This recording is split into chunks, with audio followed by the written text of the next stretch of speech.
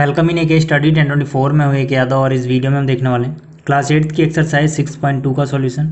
और इससे पहले मैंने इस चैप्टर की जितनी वीडियो बनाई है उनकी प्लेलिस्ट का लिंक आपको इस वीडियो के डिस्क्रिप्शन में मिल जाएगा। और अगर आप साइंस की वीडियोज़ देखना चाहते हैं क्लास 8 की तो आपको विजिट करना है साइंस वाले चैनल पर जिसका नाम है साइंस एक स्टडी 1024। तो शुरुआत करते हैं क्वेश्चन नंबर 1 से। इसमें हमसे बोला गया find the square root of the following numbers.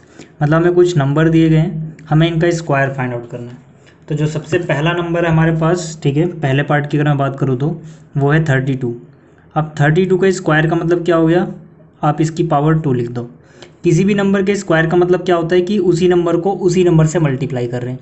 जैसे अगर मैं बात करूँ 4 के स्क्वायर की तो इसका मतलब होगा 4 × 4 यानी 16। तो यहाँ पे हमें डायरेक्ट मल्टीप्लाई नहीं करना है बल्कि हमें किसी और तरीके से आंसर निकालना है। तो वो तरीका क्या होगा, 32 का स्क्वायर है तो यहाँ पे हम क्या करेंगे, 32 के स्क्वायर की जगह हम लिखेंगे 30 + 2 का होल स्क्वायर। ठीक है, 32 को आप लिख सकते हो 30 + 2। अब ऐसा करने से फ़ायदा क्या होगा, हम इसमें आइडेंटिटी लगा सकते हैं या फिर आप यूँ कह लो फॉर्मूला लगा सकते हैं a + b के होल स्क्वायर का। ठीक है, इस फॉर्मूले के हिसाब से इसका आंसर आता है a का स्क्वायर प्लस में b का स्क्वायर प्लस में 2ab।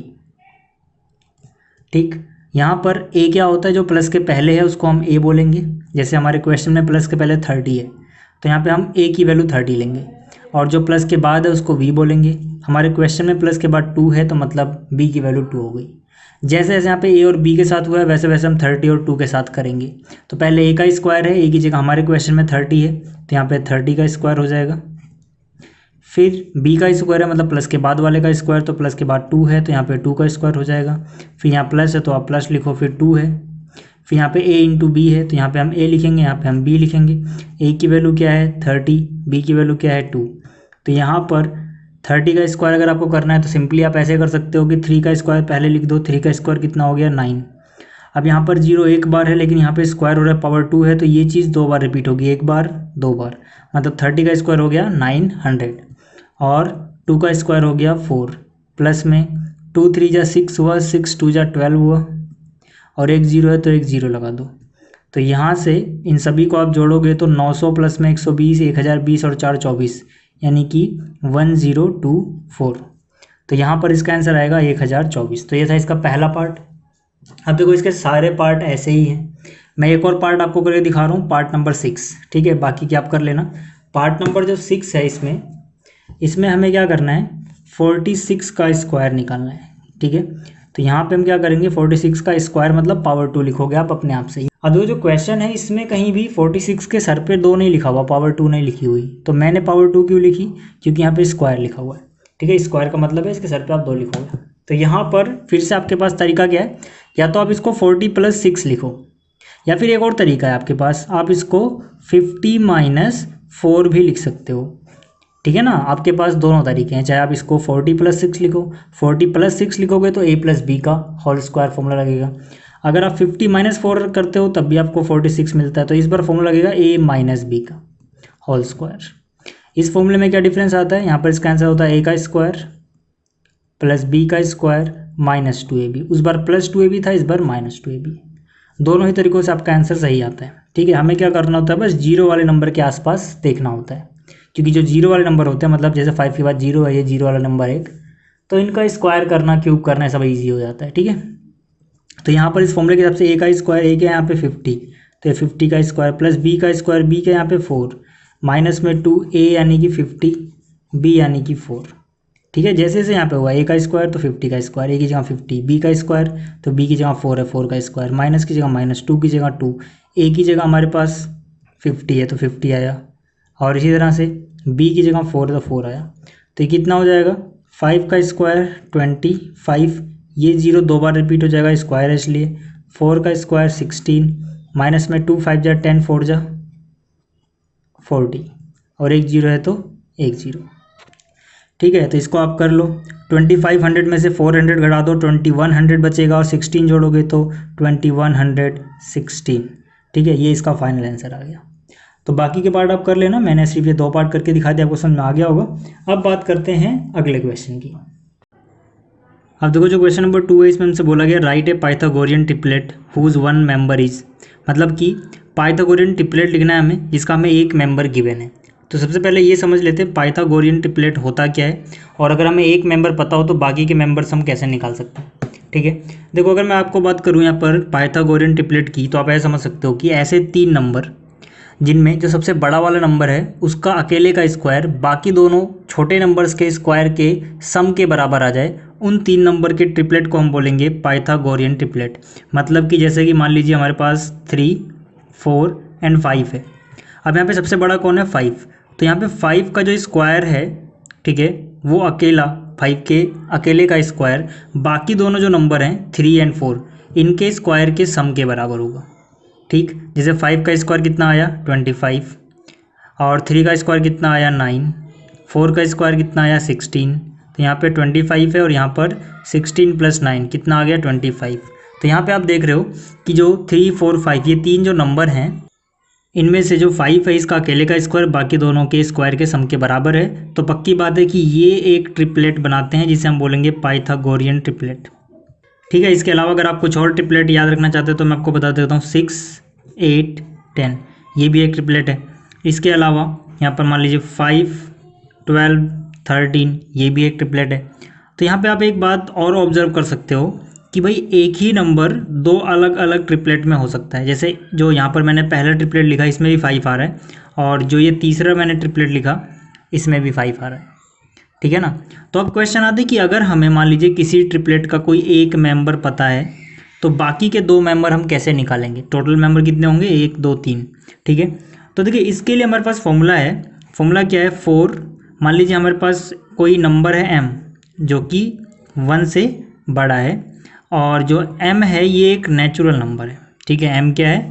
m एक नेचुरल नंबर होना चाहिए और ये 1 से बड़ा होना चाहिए, तब ये फॉर्मूला लगेगा।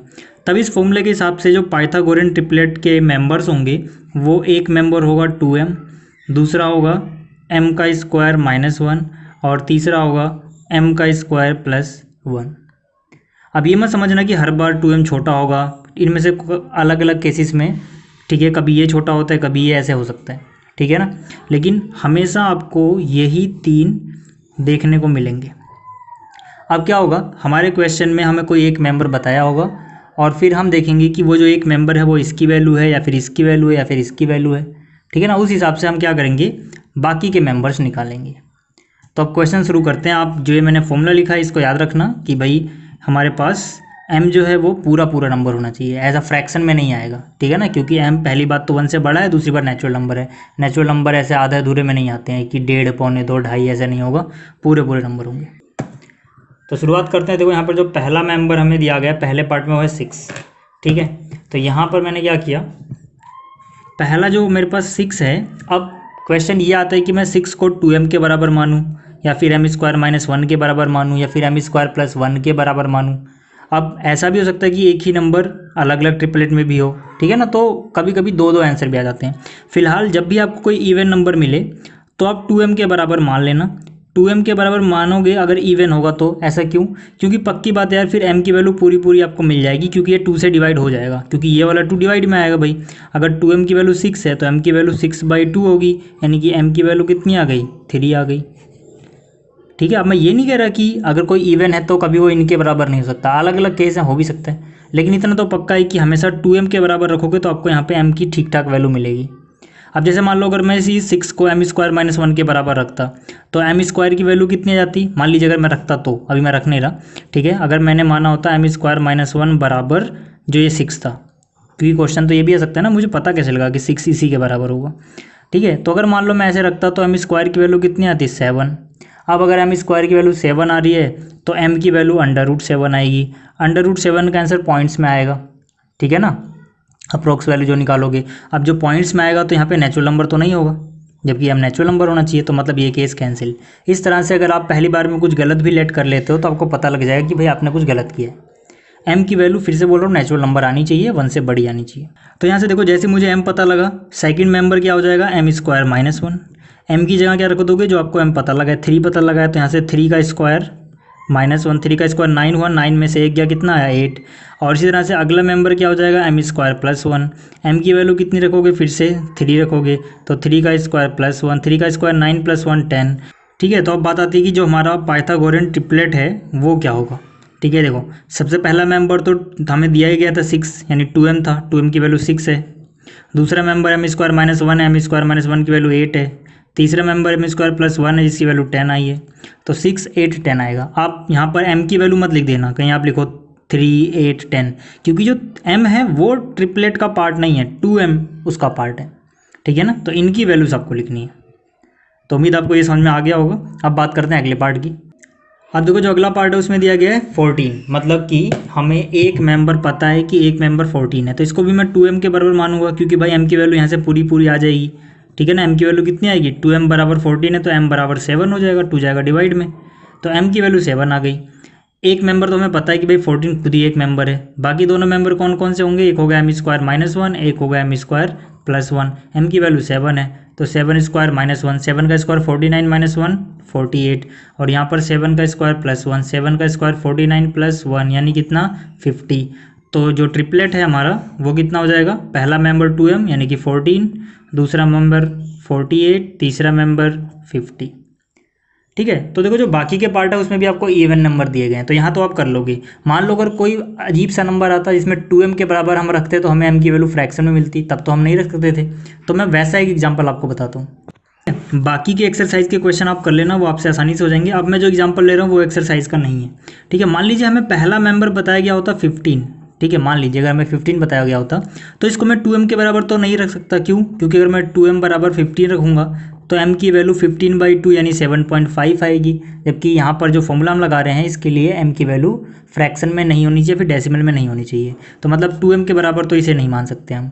अब हमारे पास दो चॉइस है, या तो इसको मैं m स्क्वायर माइनस 1 के बराबर मानूँ या m स्क्वायर प्लस 1 के, ठीक है। अगर मान लो मैं m स्क्वायर माइनस 1 के बराबर मानता हूँ तो m स्क्वायर की वैल्यू कितनी हो जाएगी, ये -1 इधर आएगा प्लस में 16 हो जाएगा, -1 इधर आया प्लस में 15 प्लस 1 16, तो यहाँ से m स्क्वायर की वैल्यू 16 है, m की वैल्यू क्या होगी +-4, लेकिन यहाँ पे हम क्या लेंगे, सिर्फ 4 लेंगे, क्योंकि यहाँ पे m का स्क्वायर और m का स्क्वायर हटाओगे तो कहाँ जाएगा, √16 में, ये प्लस माइनस में जाता है, आप याद रखना।